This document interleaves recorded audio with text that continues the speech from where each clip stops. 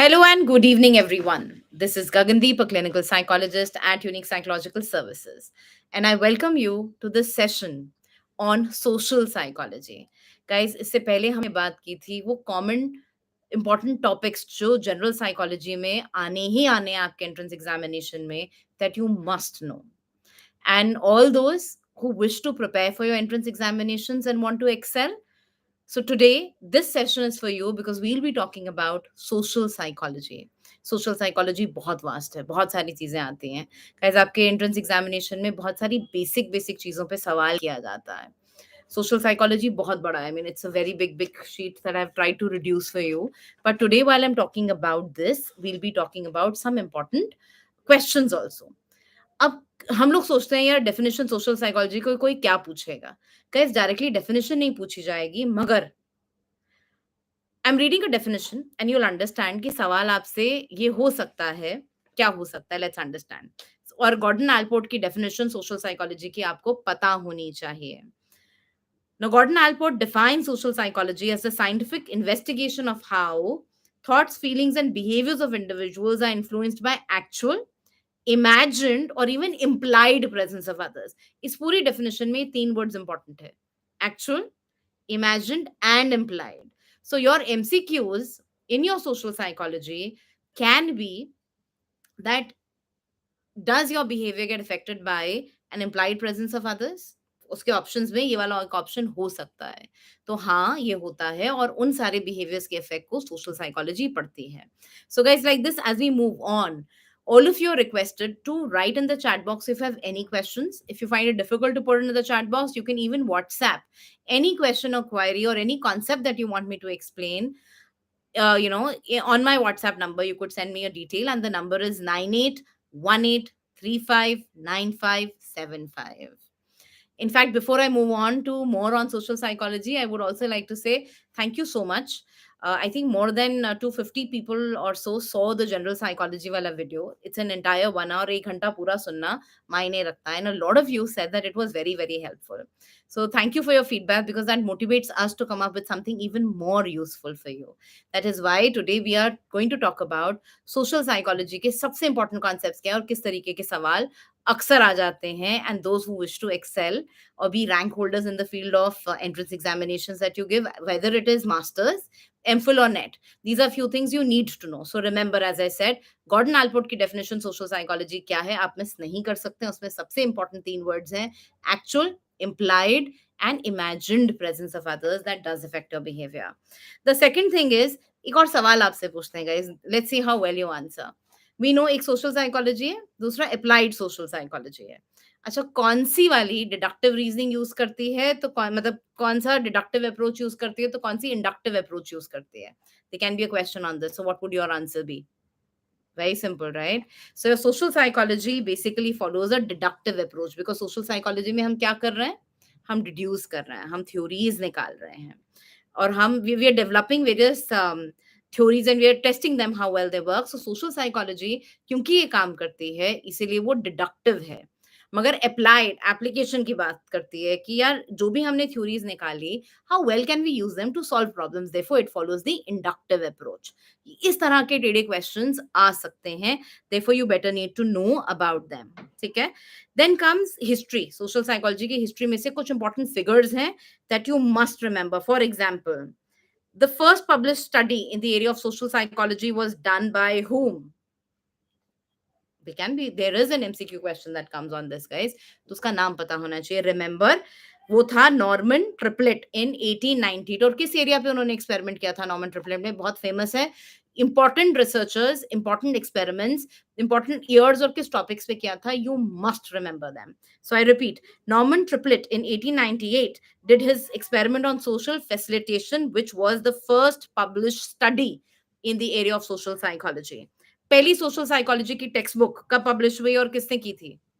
1908 में McDougall and Ross ने की थी. You need to remember this thing. During 1930s, many gestalt psychologists, particularly Kurt Lewin, along with Leon Festinger, ने बहुत सारे experiments किए. सारे experiments social psychology का नींव बनाते हैं. They formed the base for it. So remember Kurt Lewin and Leon Festinger को आप भूल नहीं सकते हो। फील्ड थ्योरी किसने दी थी? कर्ट लुइन ने दी थी। तो कर्ट लुइन किन किन चीजों के लिए फेमस है? लियोन फेस्टिंगर अपने किस तरह के एक्सपेरिमेंट्स के लिए फेमस है? You need to know this, this is something that will come in your entrance examinations. अच्छा, by the way, who's the father of social psychology? आता है क्वेश्चन इस पे, बताओ। जैसे हमको पता है एक्सपेरिमेंटल का लिप्जिग में हमारे वो हैं जिन्होंने अपना पहला एक वो खोला था, what you call that, laboratory, right? वैसे ही फादर ऑफ सोशल साइकोलॉजी कौन है? Kurt Lewin. Kurt Lewin was the person जिन्होंने सोशल बिहेवियर पे मैक्सिमम एक्सपेरिमेंट्स किए हैं, and he is regarded as the father of social psychology. Then you also need to understand पहली important journal social psychology की कौन सी थी? In 1860, it was Stenthal and Lazarus that founded a journal devoted to Walker psychology. Walker psychology basically social psychology के aspects को पढ़ती है, and this is something that you need to know. Similarly, Gustav Le Bon का नाम बहुत important है यार। इन्होंने किस एरिया में काम किया था, क्या काम किया था? Gustav Le Bon, he argued that crowds often behave badly because the behavior of the individual is controlled by the group mind. तो जो मॉब है या क्राउड का एक अपना दिमाग होता है जो इंडिविजुअल दिमाग से अलग होता है। देखो, एक इंडिविजुअल का बिहेवियर इंडिविजुअली अलग होगा, लेकिन जब वो एक क्राउड में एक्ट कर रहा है उसका बिहेवियर बिल्कुल बदल जाएगा। ये वाली सारी कहानी, ये सारा कॉन्सेप्ट गस्टॉव लिबॉन ने दिया था। You need to remember this guys whenever you listen to these YouTube lives or even the later on the recording of this. Please sit with a paper and a pen and note down these important things. ये आपके last time revisions होने चाहिए। ये कुछ important tips हैं जो आपके जबान पर, आपके जहन में रटे होने चाहिए। अच्छा, नेक्स्ट चीज पर आते हैं। ग्रुप माइंड किसने दिया था? क्राउड का एक अपना माइंड है। इंडिविजुअल का बिहेवियर क्राउड में और इंडिविजुअली डिफरेंट होगा, ये बात तो गस्टॉव लीबॉन ने कही थी। मगर ग्रुप माइंड के ऊपर बुक किसने लिखी थी? It was given by William McDougall. ठीक है। Solomon Asch experiments, obviously you can not do away with them. This is something that you better remember. Solomon Asch ने बहुत सारे एक्सपेरिमेंट्स किए हैं सोशल साइकोलॉजी में, वेयर ही फिगर्ड आउट कि group relationships कैसे इंडिविजुअल बिहेवियर्स को affect करते हैं। ठीक है। अच्छा, then another very important question that often comes out is again historical perspective से, जो आपके कुछ फैक्ट्स हैं। In the beginning of the 20th century दो सोशल साइकोलॉजी की टेक्स्ट बुक्स थी जो बहुत फेमस हुई थी। किसने लिखी थी? बंजी ने 1903 एंड ओरानो 1901। मगर ये इंग्लिश लैंग्वेज में नहीं थी, इसीलिए इनको अमेरिका में इतना अटेंशन नहीं मिला। तो लेकिन these were the first two books that were ever written. There was a book that was written by the French sociologist Gabriel Tarde, जिसकी क्लियर implications होती हैं for the kind of data and the level of explanations जो social psychology आज की date में follow करती है। ये इंपॉर्टेंट नाम है जिसपे सवाल आ जाता है। इनफैक्ट हमने अभी बात करी कि सोशल साइकोलॉजी पे पहली दो बुक्स इंग्लिश में नहीं लिखी गई थी, और वो किन्होंने लिखी थी? बंजी ने 1903 एंड ओरानो ने 1901 में। मगर वो कौन सी टेक्स्ट बुक थी that earned maximum attention in the field of social psychology? Now who wrote that? That textbook was written by McDougall and the American sociologist E.A. Ross in 1908. Important name, you need to remember this. Acha, then we move down to the part of experiments कि social psychology में experiments का role कब आना शुरू हुआ? उसका credit किसको जाता है? उसका क्रेडिट जाता है फ्लॉयड एल्पोर्ट को। He was someone who published a highly influential text book in 1924, जहां से सोशल साइकोलॉजी एक इंपॉर्टेंट ट्रेंड बन गया, या it became field that was considered potential, which has lot to contribute back, because I'm sure all of you would remember कि जब psychology का जन्म हो रहा था, वो अपनी आइडेंटिटी सर्च कर रही थी, तो बहुत सारे लोग ये बोलते थे यार इसकी प्रैक्टिकल इम्प्लीकेशन क्या है। तो सोशल साइकोलॉजी को इनिशियली बहुत इंपॉर्टेंस नहीं मिली थी। Only and only when the applied aspect of it was emphasised, social psychology became a popular topic, and उसमें बहुत बड़ा रोल एक्सपेरिमेंट्स का भी रहा। जब एक्सपेरिमेंटेशन होने लगा एंड दे सेड कि okay see this is how it affects our behaviour in everyday life and this is the implication that it has, that's when funding for social psychology experiments began to happen. तो experimental social psychology पे सबसे पहली book किसने लिखी थी? You need to remember Gardner Murphy and Lois Murphy ने 1931 and 1937 में उसका रीप्रिंट आया है। एक्सपेरिमेंटल सोशल साइकोलॉजी की पहली किताब Gardner Murphy and Lois Murphy ने लिखी है। ठीक है। विलियम वुड, जिसने लिप्जिग पे खोली थी अपनी पहली laboratory, definitely he was the one who did set the basis for experiments, but not the social psychology experiments. All right. This is something that you need to understand. Experimental psychology के father वो हैं, मगर social psychology के father कौन है? Kurt Lewis. अभी हमने बात की. अच्छा यार, ये ट्रिपलेट एक्सपेरिमेंट क्या था? There is a very famous experiment called triplet experiment. So you need to know what was that entire experiment all about. You cannot afford to do away with this. This is an important topic. In fact, triplet was they were the people who focused on ideomotor responses. Now, what are ideomotor responses? Sawal aayega is par. So, ideomotor responses is when competitors' bodily movements act as a stimulus for the other competitor. उसे ideomotor movements या responses कहा जाता है.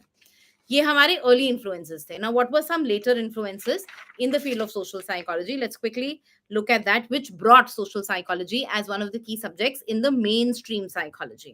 Definitely उसमें Kurt Lewin जिंदाबाद है. उन्होंने ही बहुत सारा अटेंशन दिया, और कर्ट लुइन का बहुत सारा काम ग्रुप प्रोसेसेस पर था. He was the one who focused on the role of the group dynamics, because इससे पहले जनरल साइकोलॉजी या एक्सपेरिमेंटल साइकोलॉजी या जो बाकी सब साइकोलॉजी चल रही थी वो इंडिविजुअल को फोकस करती थी, मगर ग्रुप इंडिविजुअल से अलग है, उसकी एक अलग साइकी है.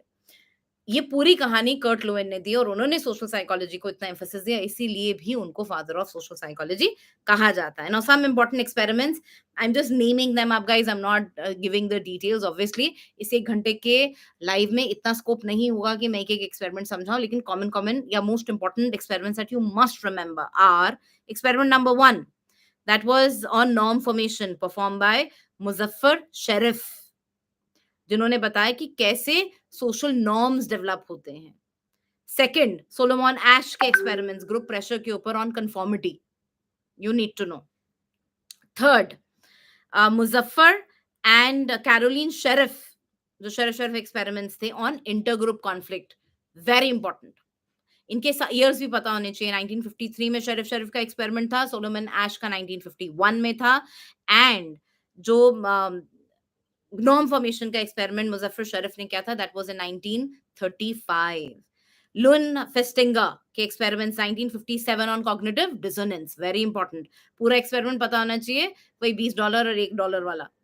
Then Milgram की studies on obedience and how you also need to understand they did not follow ethical practices, right? These experiments didn't follow the ethics. Specifically, Milgram study is also criticized for the same. That happened in 1963. Milgram का पूरा नाम Stanley मिलग्राम था. कोशिश करें पूरा नाम इन important experiments के researchers का पूरा नाम याद रखें. Sometimes they may give you Stanley Milgram and Henley Milgram, तो हम वहां कंफ्यूज हो जाते हैं. मिलग्राम तो पता है, पर कौन सा था? तो स्टेनले मिलग्राम था. देन इज हेनरी ताजफेल, इनके एक्सपेरिमेंट्स रहे हैं on intergroup discrimination. Then is Philip Zimbardo, Zimbardo की तो पूरी बुक भी है सोशल साइकोलॉजी पे, राइट? इन्होंने सिमुलेटेड प्रिजन के ऊपर एक्सपेरिमेंट्स किए थे, विच वर ऑन, और उसके कई सारे वेरिएशंस भी हैं कि जब आप पकड़े जा रहे हो तो क्या बेनिफिट्स मिल रहा है, and you know how do you process information, how do you respond. वो सारे के सारे वेरिएशंस जिम्बार्डो के एक्सपेरिमेंट्स की आपको पता होनी चाहिए हैं. And other things that you need to know, or some other important names in social psychology that you must remember is Thibaut and Cayley in 1959. They developed an influential approach to study interpersonal relationships. In fact, इनका जो कहानी थी ये पता होना चाहिए, was based on the economic model of social exchange, which continued to stimulate theories in 1980s even later. Similarly, Dush and Cross के experiments exchange theory के ऊपर, they gave us the application of exchange theory in the field of social psychology, which evoke a lot of interest of researchers. You need to remember. Ned Jones and Davis के भी experiments रहे हैं, where they focused attention on the idea of ordinary person about casuality, यानी basically attribution के ऊपर, कि इंसान attributions कैसे बनाता है, social setups में कैसे बनाता है, how do we attribute कि ये कारण या ये behavior के पीछे क्या कारण होगा. इसका काम नेड जोन्स एंड डेविस ने किया था 1965. You need to remember. Dale and Letain, they gave us the cognitive model to see how people view an emergency, और एक victim को वो मदद करते हैं when they see that victim struggling or not, and under what conditions. Similarly, Heder and Ash ने social perception पे काम किया है, social cognition का base इन लोगों ने set up किया. You need to remember this. Now, certain other important key terms that will come in your social psychology examination are reductionism. क्या होता है? What is reductionism? Reductionism is the practice of explaining a phenomenon with the language and concepts of obviously lower level analysis. मतलब आप क्या करो, चीजों को reduce कर देते हो to its basic levels. और reductionistic approach social psychology follow करती थी, और इसीलिए उसे criticize भी किया जाता था. ये कुछ concepts आपको पता होने चाहिए हैं. In fact, social psychology 4 levels of explanations देती है. चारों क्या है, आपके एंट्रेंस में आ सकता है. One, intrapersonal. Now what is the difference between intra and interpersonal? Intra is with in the individual, interpersonal between people. So there is intrapersonal, interpersonal and situational explanation, positional explanation and ideological. Positional explanations क्या होती हैं? So this positional explanations in social psychology are based on the analysis of inter-individual interactions in specific situations, specifically with giving emphasis on the role of social position. मतलब यार, अब boss और junior कैसे बात करेगा, दो कलीग्स कैसे बात करेंगे, आपकी पोजीशन भी आपके सोशल इंटरेक्शंस को इन्फ्लुएंस करती है, उसको हम पोजिशनल explanations बोलते हैं. So there are four explanations social psychology that we talk of, or four levels of explanation. Intra we understand, interpersonal situation we do, then was positional. The fourth one is ideological. Ideological क्या है?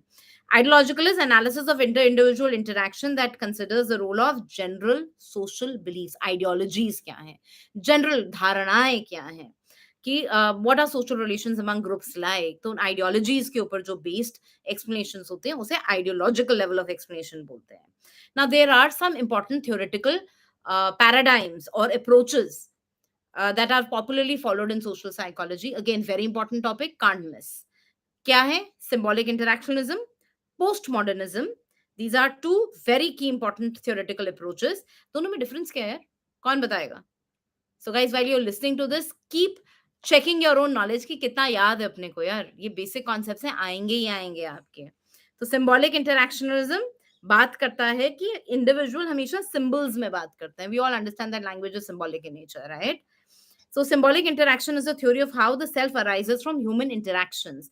So they were the people who said कि आपका self कोई बाहर exist नहीं करता है. It comes, or your sense of who you are comes from the interactions that you share with other people. So Gagandeep is seen as Gagandeep based on her, the way. So Gagandeep की जो self की identity है, she's a mother of someone right now, a single mother, obviously. Uh, she is a friend to someone. She's a psychologist. She runs an organization. She has a family. तो उन सारे different interactions, human interactions से उसका एक sense of self भी आता है. वो symbolic interaction का part है. सिंबॉलिक इंटरैक्शन हमें एक बहुत कॉम्प्लेक्स मॉडल देता है कि सेल्फ आपका कैसे बनता है. Talks about how our sense of self is also shaped by how others see us. Now that is very important. So it is not only how you see yourself, but also how others see you, how you want to be perceived by others. So these all get together affected. और कितनी बार होता नहीं है यार, हम लोग बोलते हैं कि हर कोई कहता है कि मैं ऐसा हूँ, तो मुझे लगता है शायद मैं ऐसा ही हूँ. तो आपका सेंस ऑफ सेल्फ कहाँ से आ रहा है? Based on your social interactions, what people talk about you. वो सिंबॉलिक इंटरैक्शन हुआ. दूसरा अप्रोच है post modernism. So post modernism ये आइडिया ही रिजेक्ट कर देता है कि कोई ऑब्जेक्टिव रियलिटी है. जैसे there is no reality out there, it is all created. So reality is a conceptual concept. It's more a concept, right? That comes, that is contrived or formed. That is how they talk about it, right? Then you need to know about the experimental method. उसमें अब आपको अक्सर ही पूछा जाता है field experiments non field experiments क्या होते हैं साइकोलॉजी में. अच्छा, मुझे बताओ 5 non experimental methods in social psychology that are most evidently used और most commonly used. You need to know them. One is correlational method. Obviously, a lot of studies are correlational. Archival research क्या होती है? Case study, surveys, field studies, बाकी सब हमको बहुत आसानी से पता है. अर्काइवल रिसर्च क्या होती है यार? It is an investigation that is done usually जब आप किसी चीज को एक लार्ज स्केल पे इन्वेस्टिगेट करते हो about a phenomenon that may be way back that might have occurred based on whatever facts that are there available. कोई भी उसके ऊपर डॉक्यूमेंट्रीज हैं, कोई नोट्स पड़े हुए हैं, कोई आर्काइव्स आपके पास हैं, उसके आधार पर आप उस फिनोमेनन को समझते हैं. वो आपकी आर्काइवल रिसर्च हो जाती है. What is action research? Action research किसने दी थी? बहुत इंपॉर्टेंट टॉपिक है, अक्सर सवाल आता है. Action research obviously लोवेन ने दी थी because he believed that people were actively involved in the process of change rather than becoming passive persuasion goals, मतलब ऐसा नहीं है कि लोग पैसिव में कुछ भी उनको कहानी पका दो और वो मान लेते हैं. In fact people are instruments, or they play a very active instrumental role in bringing about a change. And that is where ये एक्शन रिसर्च ने ही बताया कि कैसे it is the involvement of the participants in the actual research process that affects the outcome, जिसे हम action research भी कहते हैं. ट्रेडिशनल थ्योरेटिकल अप्रोचेस भी हैं, बेसिकली 6 हैं, सिर्फ नाम बता देते हैं. Behavioural, cognitive, biological, cross cultural, evolutionary and humanistic. अब सबसे इंपॉर्टेंट, अब हमको पता है कि फादर कौन थे? Kurt Leeuwin. कर्ट लुईन ने क्या क्या किया? फील्ड एक्सपेरिमेंट्स भी उन्होंने दिए, फील्ड थ्योरी बेसिकली उन्होंने दी, और उन्होंने ग्रुप प्रोसेसेस पे भी काम किया है. तो कर्ट लुईन की फील्ड थ्योरी पे अक्सर सवाल आ जाता है गाइस. इनफैक्ट और उनके एक्सपेरिमेंट्स किन एरियाज पे फोकस करते थे? And his larger application lied to organizational setups too, because he was the one whose experiments revolved around group psychology, the dynamics of organizational change and leadership के ऊपर भी Kurt Leeuwin का बहुत solid काम है. अच्छा, हमारी फील्ड थ्योरी के दो बेसिक कंडीशंस क्या हैं? Very important question. They are: one, behavior comes through a totality of coexisting facts. Second, these coexisting facts are very dynamic in nature. मतलब कि किसी के बिहेवियर को अगर आपको समझना है तो जितने भी आसपास फैक्ट्स दिख रहे हैं उनको मिला जुला कर आपको उसकी समझ बनानी होगी, और वो समझ कभी भी स्टेटिक नहीं है, वो बदलती है. ये conditions that occurrence of the facts keeps changing. ठीक है, that is called the field theory. Field theory के हिसाब से what are the variables that affect the behaviour? Energy, tension, need. क्या होती है energy, tension, need? Very important concept guys. अक्सर सवाल होता है. Field theory is a very very popular question, very favorite question in social psychology that is often asked. Remember this. Then तो वो कौन है तीन यार? एनर्जी, टेंशन एंड नीड में क्या फर्क है? जल्दी बताओ. You can guys even respond in the chat box, or you guys can respond by answering or typing your questions by WhatsApping them to me on 9818359575 guys. In fact, before we move further, let's understand हमने ये शुरू ही क्यों किया, ये lives हमने क्यों शुरू किए. Guys, a lot of times we came across so many psychology students and जिनका ये कहना था कि मैम शायद हम लोग पूरी कोचिंग्स अफोर्ड ना कर पाए, लेकिन अगर थोड़ी सी भी हेल्प हो जाए, because we come from different backgrounds, we really want to excel in life, we really want to do well. और कभी कभी हमें यही नहीं पता होता है कि कौन से इंपॉर्टेंट टॉपिक्स हैं, क्या करें, क्या छोड़ सकते हैं. टेक्निकली तो छोड़ना कुछ भी नहीं चाहिए है, मगर फिर भी, and we don't find the right guidance and everybody can not afford the coaching. And that's when we said, do not worry. सीखने के लिए, जिंदगी में आगे बढ़ने के लिए पैसे नहीं चाहिए, मंशा चाहिए है. So we at Unisa Academy, which is a division of Unique Psychological Services, will come up with this series where absolutely free of cost, anybody on earth, कहीं से भी, किसी भी पार्ट ऑफ वर्ल्ड से, वो अगर सीखना चाहता है तो कुछ इंपॉर्टेंट टॉपिक्स जितना हम फ्री में सिखा सकते हैं वो हम सिखाएंगे. And that is why we came up with this idea of lives, and I'm very grateful कि it went very well. Our first live on general psychology received a huge applause, and it was welcomed by so many people, which encouraged us कि चलो अब हम next topic social psychology की भी बात करते हैं. Guys, in addition, जो लोग जिंदगी में आगे बढ़ना चाह रहे हैं, सीखना चाह रहे हैं, we at Unique Psychological Services are all the more happy to help at any point. And that is why हमारा जो इंस्टाग्राम हैंडल है with the name of unique psychological, उस पर भी हम बहुत सारे फ्री लाइव्स, आईजीटीवीज और बहुत सारे careers in psychology, entrepreneurship ideas, बहुत सारे टॉपिक्स पे बात करते हैं. go check that out, it will help you develop your skills. Apart from this live or on coaching, you will also see a lot of skill based videos on our YouTube, which is Unique Psychological Services, which is right now where you are, and that will also build up your skills. So this is why we are doing this live, and I hope all of you will understand. यार इतना बड़ा अध्याय social psychology एक घंटे में तो मैं नहीं पढ़ा सकती हूँ पूरा, लेकिन एक कोशिश है कि मोटे मोटे टॉपिक्स, मोटे मोटे कॉन्सेप्ट्स, कुछ इंपॉर्टेंट नाम, डेट्स, किसी भी रूप से अगर आप लोगों की हेल्प हो सकती है तो आप उसे सुनते चलिए. And that is what we are quickly covering up, and we are rushing forward to the next topic at hand, right? In addition, Unique Psychological Services and Unisa Academy, which are the two organizations that are run by us, by me basically, and my staff and my team, we all aim at providing the best that we can. We believe in contributing whatever we can, guys. और इसीलिए आप कहीं से भी पढ़ें, किसी भी institute से कुछ भी करें, किसी भी यूनिवर्सिटी में हैं, आप हमारे यहाँ पे एनरोल्ड हैं या नहीं उससे कोई फर्क नहीं पड़ता है। अगर आप सीखना चाहते हैं, आपके मन में कोई भी सवाल है, कोई एमसीक्यू पे अटक जाते हैं, कोई कॉन्सेप्ट पे अटक जाते हैं, बेझिझक आप व्हाट्सएप कर दीजिए हमें। द नंबर इज 9818359575, या हमारे इंस्टाग्राम पे डीएम कर दो, या कहीं भी कोई मैसेज डाल दो। We will get back to you and we'll answer all your queries. The idea is to help all of us grow back, because psychology is beautiful, immense potential. People need good psychologists, and with due respect, no harms, no offense against anybody, बहुत सारी skill की सच में कमी है। और skills के लिए आटा यानी मेरी थ्योरी बड़ी सॉलिड होनी चाहिए। That is why you must study your theory well so that the application can be good. So we move further, guys, to the concept back at hand, where we were talking about the field theory of Kurt Lewin, very famous theory. अच्छा बताओ उसमें need, tension और energy क्या होता है? Energy is what causes actions and what motivates them, कि अगर आप कोई काम कर रहे हैं तो क्यों कर रहे हैं, उसकी मोटिवेशन कहाँ से आई? टेंशन, आप चाहते कुछ हैं, अब आप एंट्रेंस एग्जामिनेशन क्लियर करना चाह रहे हैं, लेकिन करंट स्टेट बता रही है यार अपनी हालत बड़ी टाइट है, अपने को कॉन्सेप्ट्स नहीं आते, तो वो आपकी गोल और आपकी करंट स्टेट में जो गैप है वो एक टेंशन क्रिएट करेगा। एंड दैट इज व्हाई से टेंशन भी एक एडिक्वेट अमाउंट का होना चाहिए। तो नीड क्या है? Need is what gives the motivating tension और start. So if your need is to excel in life, there is a tension, and that tension gives you a motivation to kickstart, and that's when you start studying. That's when you're willing to put in the effort. ठीक है? Cognitive dissonance कहाँ कहाँ apply होती है? चलो एक simple example लेते हैं। मैं अभी एक एग्जांपल देती हूँ मेरे बेटे का ही। अभी वो जाकर लेकर आया एक च्युइंगम, ₹200 की एक च्युइंगम कोई आई, गोल-गोल सी पिंक कलर का उसका डब्बा था अजीब-सा। एंड लेटर ही रियलाइज्ड कि ₹200 is way too much for this, and the chewing gum wasn't very great inside, right? अब उसको कॉग्निटिव डिसोनेंस हो रही है, तो उसको कैसे सेटल कर रहा है वो? So how do you settle cognitive dissonance? So what he did was he said, "हाँ, तो अच्छी क्वालिटी की है ना ये च्युइंगम?" और ही सेड, इम्पोर्टेड है तो थोड़ी एक्सपेंसिव तो होएगी।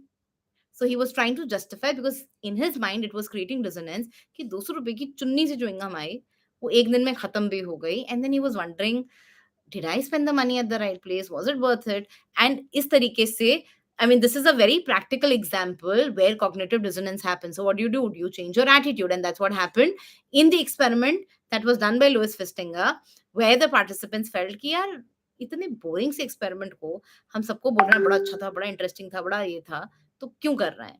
तो आप जब भी सोशल साइकोलॉजी या कोई भी कॉन्सेप्ट पढ़ रहे हो साइकोलॉजी का, उसको रियल लाइफ में अप्लाई करना शुरू करोगे तो कॉन्सेप्ट ज्यादा अच्छे से समझ में आएंगे. So when you read, understand the concept and figure out examples from your real life, and you'll remember them better. Okay, now wait, what are the various factors that influence or affect cognitive dissonance? पहला cognition, which is your own personal beliefs about your own self, उससे बहुत ज्यादा dissonance create होता है. दूसरा, the ratio between the dissonant thoughts and the constant thoughts, यानी कौन सी thoughts match कर रही हो सेटिंग के साथ और कौन सी डिस्क्रिपेंट है, उन दोनों के बीच में कितना गैप है, वो डिसोनेंस क्रिएट करता है. तीसरा, जितना ज्यादा डिसोनेंस होगा, the greater is the dissonance, the more will be the pressure to relieve it, because आपके अंदर फीलिंग्स ऑफ डिस्कम्फर्ट उतनी ज्यादा होंगे. और हम सब जानते हैं कि हम सारे लोग basically hedonistic individuals hain, and we do not want to be tensed or anxious for a longer period of time, right? Now sociobiology किसने दी थी? Who gave the concept of sociobiology? A very important question. It was given by Edward O. Wilson. जहां पर, अच्छा ये sociobiology है क्या? Sociobiology is based on the premise that some behaviors are at least partly inherited and can be affected by natural selection. तो ये biology and sociology दोनों के factors को together consider करती है. And it is both investigative in nature and it has applications too. And then we move down to social cognition. क्या होती है social cognition? बताओ. Very important concept. Social cognition is, it focuses on the role of various cognitive processes. How do you think? How do you attribute? How do you make sense of social interactions or social behavior? तो जो भी cognitive processes involved होते हैं in making sense of social behavior, they in very simple language form a part of social cognition. ठीक है? अच्छा ये बताओ, social cognition के important concepts क्या हैं? Heuristics, क्या होता है heuristics? सवाल आता है, अक्सर सवाल आता है, ऑलमोस्ट एवरी एंट्रेंस एग्जामिनेशन एक आधा सवाल यहाँ से आ ही जाता है. क्या होते हैं हेuristics? वेरी सिंपल, दे आर, बताओ बताओ बताओ, quick mental shortcuts. So and does they mean that heuristics are always accurate? No. They are not always accurate. There's so many errors that we do, but they are very quick mental shortcuts or simple rules that help you to make sense of complex things far more easily, or they help you to draw inferences very very quickly. कितने तरह के heuristics होते हैं, सारे type के heuristics, और उनका meaning, उनकी एप्लीकेशन रियल लाइफ पता होनी चाहिए. For example, representative heuristic, which is judging by resemblance. Availability heuristics, कितना frequently एक चीज आपके दिमाग में बार बार आती है, तो how quickly can you bring evidences relevant to that, and that makes you feel, oh yes, ये तो इतनी बार आ रहा है, तो definitely this affects my judgment and decisions. Anchoring and adjustment heuristic. Status quo heuristic. Status quo heuristics क्या कहता है? What is good. बहुत simple सा फंडा है, right? Then we talk about schemas. Schemas क्या होते हैं, guys? और स्कीमास एंड ह्यूरिस्टिक्स में क्या डिफरेंस होता है, बताओ. ह्यूरिस्टिक्स मेंटल शॉर्टकट से, स्कीमास मेंटल फ्रेमवर्क्स हैं. They help you organise social information. अब इतनी सारी इंफॉर्मेशन है, मुझे ऑर्गेनाइज करके अपने दिमाग में कैसे रखेंगे, तो स्कीमास मेरी मदद करते हैं, वो मेंटल फ्रेमवर्क्स बना देते हैं where I can organise information better, and heuristics help me to make sense of complex information based on mental shortcuts. अब ये कुछ वर्ड्स, कुछ इंपॉर्टेंट टर्म्स जरूरी हैं, उनमें आप मिक्स नहीं कर सकते हो. अच्छा ये बताओ यार, which schemas guide our thoughts? So strength of various schemas affect how we think, and priming schemas क्या होते हैं, important सवाल है. Priming schemas, और priming क्या होती है basically? So schemas are often primed. I mean, they are activated, or they get activated by different experiences, events, or stimuli that happen in our life. Okay. Schemas का downside क्या है? Positive side तो समझ में आ गया कि they help us to organize social information. So these are those mental frameworks that help us to make sense of information way more easily, right? मगर उसकी downside क्या है? दो इफेक्ट्स हैं, perseverance effect and self fulfilling effect. क्या होते हैं दोनों, पता होने चाहिए हैं. मेटाफर्स क्या होते हैं?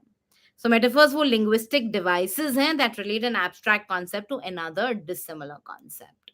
हम कई बार ये मेटाफर्स अपनी भाषा में भी तो यूज करते हैं ना, जैसे हम बोलते हैं कि मोची की जुत्ती टूटी रहती है. It is a metaphor to help people understand that a lot of times we don't, psychologist barely take care of their own self needs, which is not a very great idea, right? This is a metaphor to explain the same idea. So these are two very dissimilar things, but we are helping, we are connecting them to make sense of the common thread between. ठीक है. अच्छा, social cognition में errors कौन कौन से होते हैं, उस पर सवाल आता है. ऑप्टिमिस्टिक बायस क्या होता है, over confidence barrier, planning fallacy. these are very important sources of errors in social cognition. ये सारी terms, इनकी definitions पता होनी चाहिए. ऑप्टिमिस्टिक बायस क्या होता है? कुछ लोग होते हैं ना, जैसे हम पॉजिटिव टॉक्सिविटी भी कह सकते हैं सिंपल भाषा में. अरे सब बढ़िया होगा, it is a predisposition to expect things to turn out very well. मानकर चलते हैं, अरे सब बिंदास होने वाला है, ऐसा हो ही नहीं सकता कुछ गड़बड़ हो. And sometimes you do it while at the cost of ignoring things. That's when we say कि error हो रहा है. तो आपके social cognition में वो error को जन्म दे रहा है, इसलिए optimistic bias है ये. Because you're biased towards optimism, and this becomes more toxic or not very positive in the end, right? Overconfidence barrier, tendency to have more confidence कि आप जो सोच रहे हो बिल्कुल करेक्ट है. अरे मुझे पता है. कई बारी जब हम एंट्रेंस एग्जामिनेशन में एबीसीडी अक्कड़ बक्कड़ बम्बे बो मार के तुक्के नहीं मार आते हैं कुछ क्वेश्चंस पे, तो कुछ लोगों को बड़ा ही ओवर कॉन्फिडेंस होता है. अरे मुझे पता है यार यही आंसर होगा, and later they realise sorry वो आंसर करेक्ट था ही नहीं. Very simple way of learning. Overconfidence barrier. Planning fallacy, it is a tendency to make optimistic predictions concerning how long a given task will take for completion. तो आप assume कर रहे हैं. और आप situation specific sources of errors क्या होते हैं, ये तो तीन पोटेंशियल सोर्सेज हो गए. सिचुएशन स्पेसिफिक एरर्स क्या है, सवाल हो सकता है इसके ऊपर. They are two. One, counterfactual thinking and magical thinking. दोनों में डिफरेंस क्या है? Counterfactual thinking and magical thinking में क्या डिफरेंस होता है? Counterfactual thinking is a tendency to imagine other outcomes in a situation that the than the ones actually occurred. मतलब जो हुए नहीं है उसको छोड़कर दूसरे सिचुएशन में जो आउटकम्स हुए थे उनको आप इमेजिन करो. और इसमें तो ये हो सकता है, व्हाट इफ, अगर ऐसा हो गया तो. A very simple way of learning is remember these four words. What might have happened, क्या हुआ होगा, शायद ऐसे हुआ था क्या इस सेटिंग में. And magical thinking is thinking involving assumptions which is not true. For example, एक सिंपल भाषा में हम क्या बोलते हैं, अरे बाबा जी सब ठीक करेंगे, अरे अपने आप एक दिन सब ठीक हो जाएगा. भाई कैसे हो जाएगा यार, ये मैजिकल थिंकिंग है. Because it does not hold in reality, it does not have any basis, you are just imagining कि some magic someday will happen. That's called magical thinking. How are affect and cognition related? is another question that is very commonly asked, guys. And mood congruent effect क्या होते हैं? Mood dependent memory क्या होती है? Very important question, right? Obviously, so mood congruent effects क्या हो गए? बताओ। बहुत इंपॉर्टेंट सवाल है यार। It refers to the fact that we are more likely to store और remember information that is congruent to our mood. अगर आज मेरा मूड सड़ा हुआ है, तो सड़ी हुई इंफॉर्मेशन या कोई negative information I remember better. If I'm in a happy mood, I will end up recalling and even remembering happy moments way more easily than depressive moments. और ऐसा होता है ना यार, जब हम सैड होते हैं या अपना कोई एक दिन गड़बड़ हो जाता है या सुबह का दिन थोड़ा ठीक नहीं जाता है, तो हमें पूरे दिन पता नहीं कितने सालों पुरानी सारी नेगेटिव रामायणें याद आ जाती हैं। That is the mood congruency effect. And mood dependent memories, again, you end up recalling things better based on whatever your mood is. So any information that is consistent with your mood, you'll end up recalling. So that's called the mood dependent memory. So memory that is dependent on your current mood, as simple as that.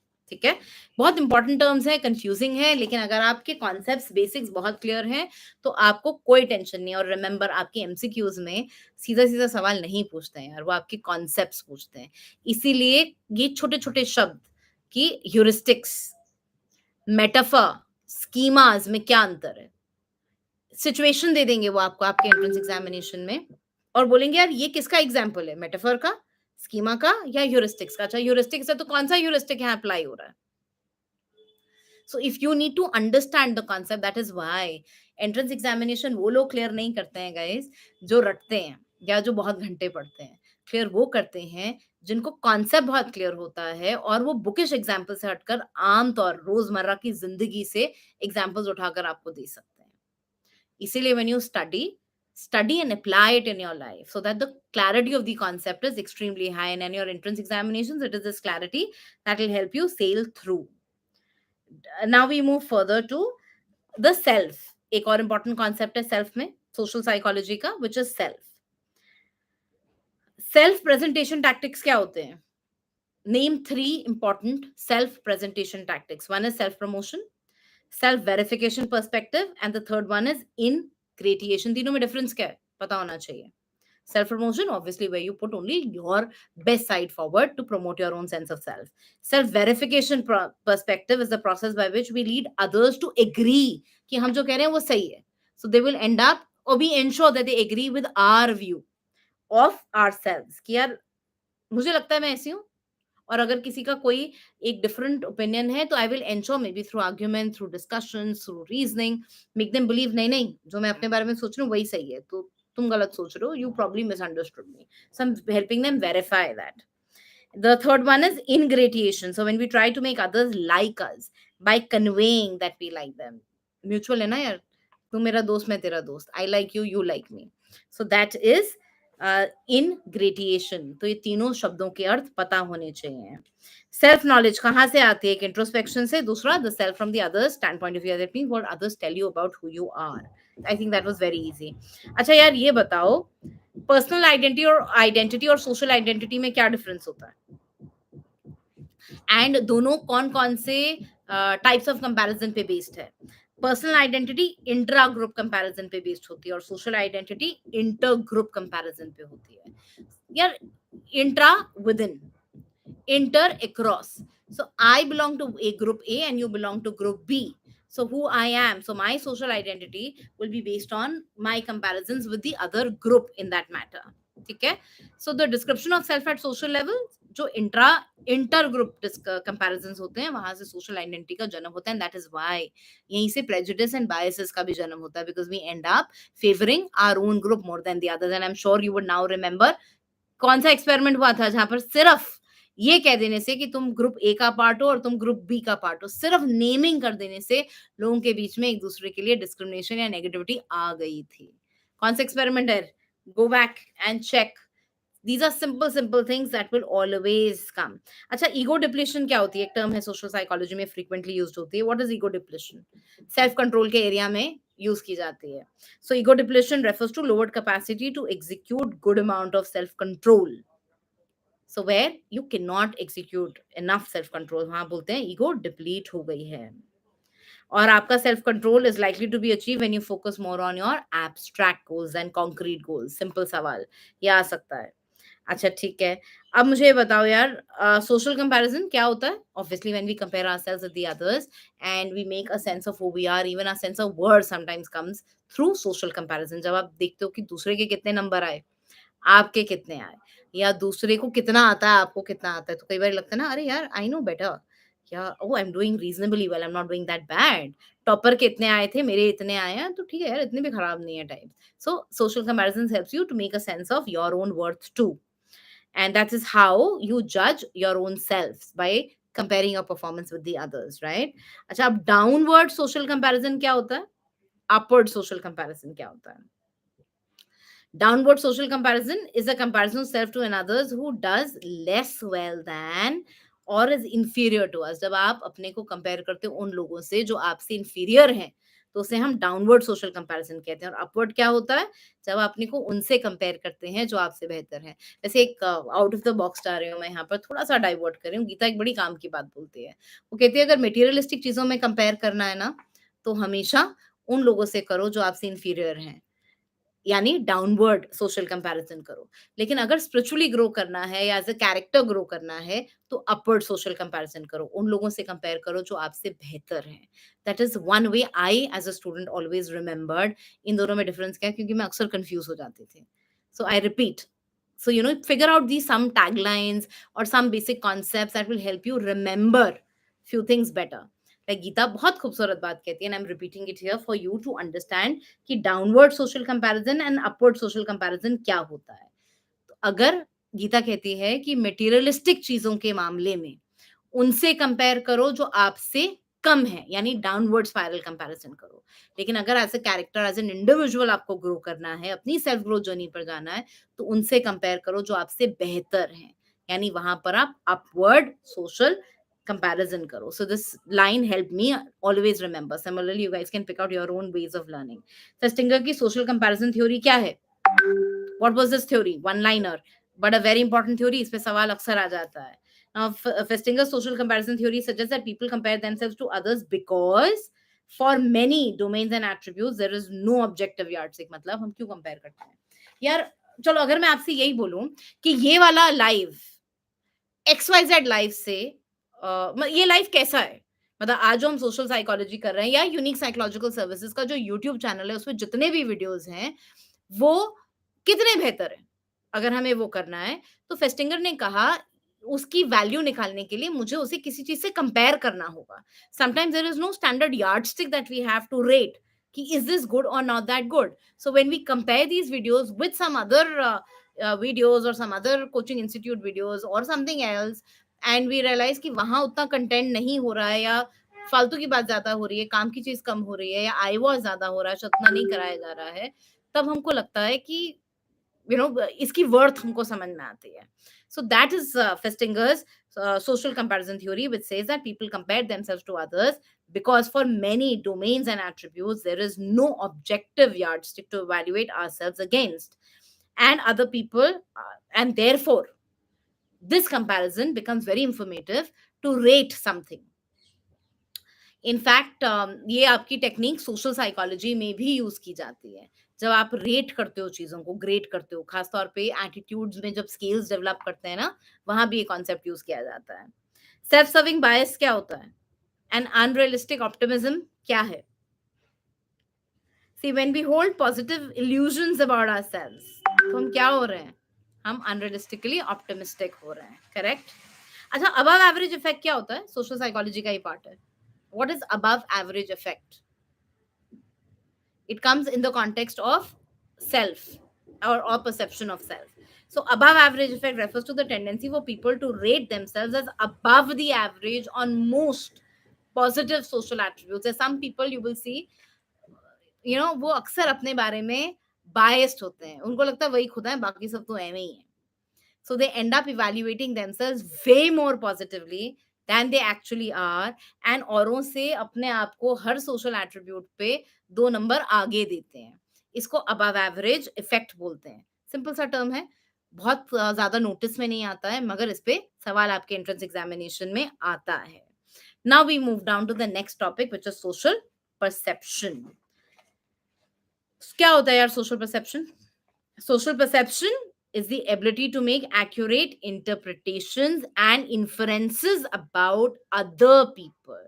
So या आप socially perceive कर रहे हो, आप लोगों को perceive कर रहे हो। यार ये जरूरी है ऑब्वियसली, जब आप लोगों से मिलते हो आप सबकी जन्म पत्री लेके तो घूमते नहीं हो, सबका बायोडेटा तो निकालते नहीं हो, but you make sense of them based on how they are dressed, what they are talking, how they are behaving, and how are they uh, acting in a particular situation, the attitudes that they hold, उनका verbal non verbal form of communication क्या है, इसी को social perception कहते हैं। Repeat the definition. तो social perception is the ability to make accurate interpretations and inferences about other people from their general physical appearance, verbal and non-verbal patterns of communication। और मेरे 4 non-verbal communications main क्या है? Body language, facial expression, eye contact and haptic। haptic क्या होता है? What is the other name of haptic? Touch। So the way people touch you can also help you form an impression or a sense of who they are। उसे haptic कहते हैं, HAPTIC। Now we move down to attribution, guys। In fact, social psychology बहुत बड़ा topic है, guys। We have just covered 3 major topics in social psychology। हमने उसकी important concepts की बात की है। अभी attribution पूरा बाकी है, impression management है, then we have interpersonal relationships, decision making, attitudes, prejudice, discrimination, pro-social behavior, interpersonal, social influence। बहुत बड़ा टॉपिक है यार। आई डोंट थिंक एक लाइव में हम सारे सोशल साइकोलॉजी के टॉपिक्स कवर कर पाएंगे। We might have to do one. Group dynamics तो पूरा ही पड़ा है, ग्रुप डायनामिक्स आप छोड़ नहीं सकते हो, बहुत सारे सवाल आते हैं ग्रुप डायनामिक्स पे, लीडरशिप स्टाइल्स पर। तो एक काम करते हैं, थोड़ा एट्रीब्यूशन और पढ़ लेते हैं, and next Friday we'll again go live और बचे हुए पार्ट 2 ऑफ सोशल साइकोलॉजी के कुछ और कॉन्सेप्ट्स की हम बात करेंगे। एट्रीब्यूशन में सबसे important theories that you cannot ignore, one is Hader's theory of naive psychology, second Jones and Davis theory of correspondent inference, ठीक है, तीसरा केलीज कोवेरिएशन मॉडल, उसमें कंसेंसस, कंसिस्टेंसी एंड डिस्टिंक्टिवनेस में क्या डिफरेंस है, तीनों बातें क्या हैं पता होनी चाहिए है। एट्रीब्यूशन में हम डिस्काउंटिंग की बात करते हैं, क्या होता है वो, एंड शास्त्र एंड सिंगर ने emotional liability theory of attribution दिया था। ये क्या कहानी है? You need to know this, right? You cannot leave these concepts। next concept that you must know is Wiener's attribution theory and Deschamps, Houstone's and Jasper's intergroup perspective। so there are 6 theories of attribution not given in every book, guys। सभी books में 6 की 6 नहीं दी हुई हैं, 6 आपको पता होनी चाहिए। इनफैक्ट वेनर की जो एट्रीब्यूशनल थ्योरी है वो किन चीजों पे बात करती है? वो बात करती है कुछ इंटरनल एक्सटर्नल फैक्टर्स की, कुछ फैक्टर्स स्टेबल हैं, कुछ अनस्टेबल हैं, कुछ कंट्रोलेबल हैं, कुछ अनकंट्रोलेबल हैं। उसके आधार पर it tells how we make attributions or how we decide the causes behind what had happened। and there are individual differences in the attributional styles that people carry।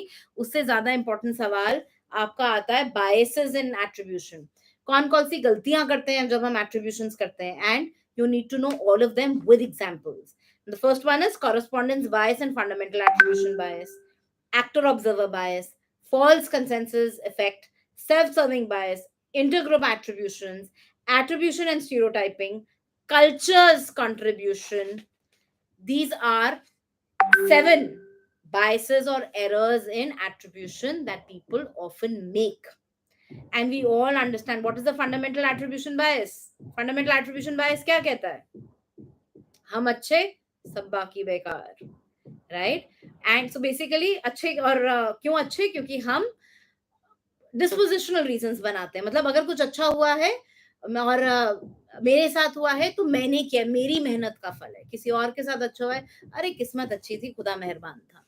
वो मेरा फंडामेंटल एट्रीब्यूशन एरर हो गया, because we end up attributing good things to dispositional factors. And अगर कुछ बुरा हो गया मेरे साथ तो अरे वो किस्मत बुरी थी, वो वक्त ऐसा था, मेरी गलती नहीं है यार। वहां हम डिस्पोजिशनल रीजनिंग नहीं करते हैं। That is fundamental attributional error. Actor observer effect क्या होता है? Tendency for people to attribute others behaviours की जानबूझ के किया बंदे ने, वो डिस्पोजिशनली कर रहा है, ठीक है, और अपना बिहेवियर एक्सटर्नलाइज कर देते हैं to environmental factors. So it refers to tendency of people to attribute others behaviours internally. मतलब दूसरा गड़बड़ कर रहे हैं तो है ही व्यक्ति ऐसा, बंदा ही ऐसा है यार, इसका तो मतलब जीन्स ही ऐसे हैं, इसकी तो मिट्टी ऐसी है, और अपने बिहेवियर को हम टू एनवायरमेंटल फैक्टर्स को एट्रीब्यूट कर देते हैं। फॉल्स कंसेंसस बायस क्या होता है? हर कोई मेरे जैसे दिखता है. So people see their own behavior as typical and assume that under similar circumstances other would also behave in the same way. मतलब ऐसी सेटिंग में मैं क्या करता, यही तो किया मैंने, और कोई और भी होता ना वो भी ऐसे ही बिहेव करता. This is the false consensus effect. Self-serving bias, naam hi bada clear hai. Self-serving, something that serves your own sense of self. So this is the bias that protects your own self-esteem. तो आप इसमें क्या करते हो? आप वो करते हो जिससे आपकी ईगो हाई रहती है. हम अपनी गलती इतनी जल्दी मानते नहीं है. हम मानते ही नहीं है कि हमसे एरर हुआ है. So we would distort the information to enhance our self-esteem, because कई बारी अगर आप मान लोगे कि गड़बड़ हो गई तो आप अपनी sense of self को क्वेश्चन करने बैठ जाते हो. Intergroup attribution is a process of assigning the causes of one's own and others' behaviors to group membership, right? Attribution and stereotyping, they go hand in hand, right? How my stereotypical views that I carry affect the way we attribute things. For example, क्या होता है यार, जिनके खिलाफ हमारे negative stereotypes होते हैं, उनका कुछ अच्छा होता है तो किस्मत पे थोप देते हैं.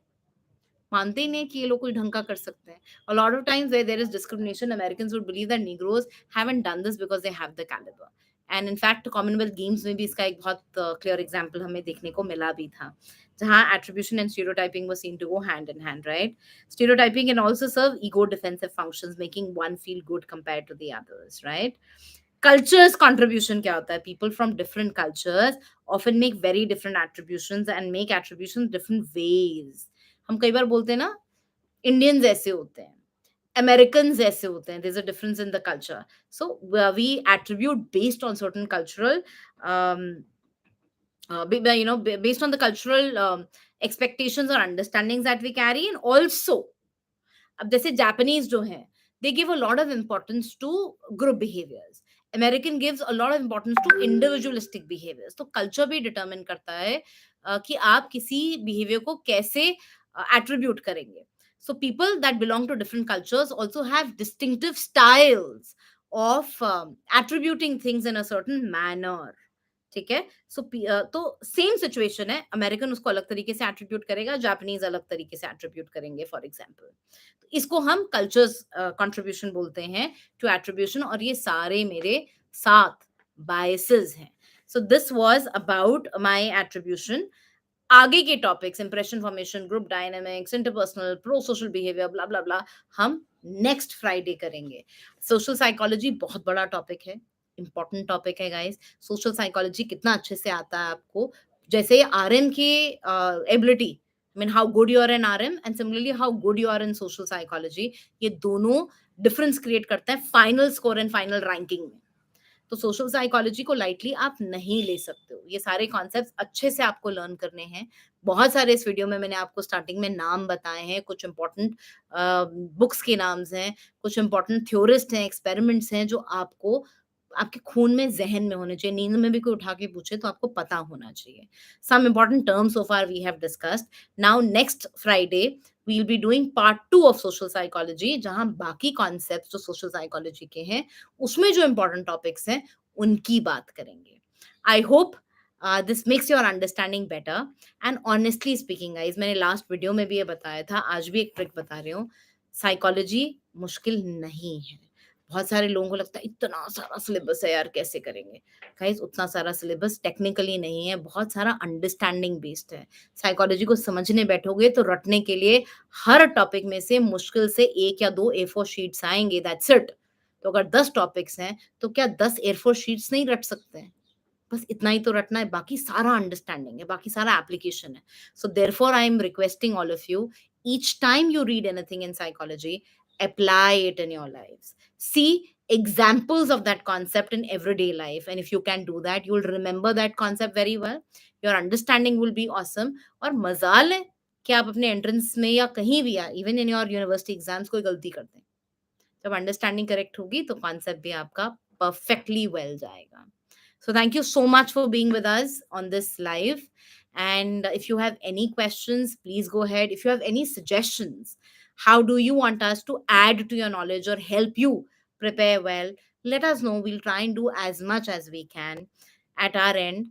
And that is just a very small contribution of Unique Psychological Services and my entire team of Unisci Academy to contribute back to life, because life has offered us a lot. And that is one way we at Unique Psychological Services or Unipsy Academy would like to thank n number of people who contributed in making us who we are, and would like to contribute back to society, because I think world and life has been very kind to us. We receive way more than we deserve, so we thought of contributing the same back. So feel free to reach out, guys. All of you know our website, which is www.unipsy.in. Do have a look at our Instagram, which is Unique Psychological. N number of videos and n number of IGTV series you will see, very informative. Sometimes a lot of reels are made on psychological concepts. सुनेंगे, समझेंगे, बहुत मदद मिलेगी। Relationship के बहुत सारे concepts हैं that will really really help you, because eventually psychology सिर्फ किताब नहीं है, अंडरस्टैंडिंग एंड एप्लीकेशन है, तो एप्लीकेशन आप वहाँ सीख सकते हैं। यूट्यूब पे और बहुत सारे वीडियोज़ हैं साइकोलॉजी से रिलेटेड, एक-एक वीडियो स्किल बेस्ड है। And we at unique psychological services believe कि अगर आप 1 मिनट भी अपना हमारे साथ बिता रहे हैं, तो वो वेस्ट नहीं जाना चाहिए। It should be worth it. So thank you so much guys. Hope so far what we have done, it benefits you. There is another video on how to prepare for your entrance questions, your sorry, interview questions. RCI license कैसे लेने से बहुत सारे videos आपको हमारे YouTube unique psychological services पे मिलेंगे. Have a look at this. Write to us by dropping in a WhatsApp at 9818359575. Tell us what more you want us to do to help you prepare well, add skills to your knowledge, add knowledge and skills to your skill set, so that you all can become effective and amazing psychologists. The world needs good psychologist यार. बतेरा दुख है, बतेरा कलेश है बाहर, और उसके लिए आपका एम्पावर्ड और स्किल्ड होना बहुत जरूरी है. बहुत कमी है अच्छे लोगों की. So come forward, learn psychology and contribute back. Thank you so much. I'm going to see you next Friday, where we'll be doing part 2 of social psychology, and we'll be talking about other important topics that you cannot afford to miss in the remaining chapters in the area of social psychology. Till then, take care, keep learning. Do remember to open your copies, note down what I spoke today, at least those common important names and researchers and the years. Trust me, some months down the line when you sit for the entrance examination, I bet you will be thanking me somewhere down ki, oh good, I had seen this, it helped me there, I was able to score better. I guarantee you for that. Till then, take care. All those who are interested to join the coaching that we have can obviously get in touch with us again. The coaching is available in different formats. There are soft copy notes, hard copy notes, full coaching crash course also available. The notes have been made very extensively. अगर आप ये live भी सुन रहे हैं, तो मैंने इतने सारे टॉपिक्स की बात की है, वो सारे एक किताब में तो आपको कहीं मिलेंगे ही नहीं. बहुत सिंपल सिंपल भाषा में बनाया गया है. This is just a way to help all of you grow. Otherwise, any way you feel we can be of help, go ahead. Till then, take care. Bye guys. I'm going to see you next Friday. Bye for now.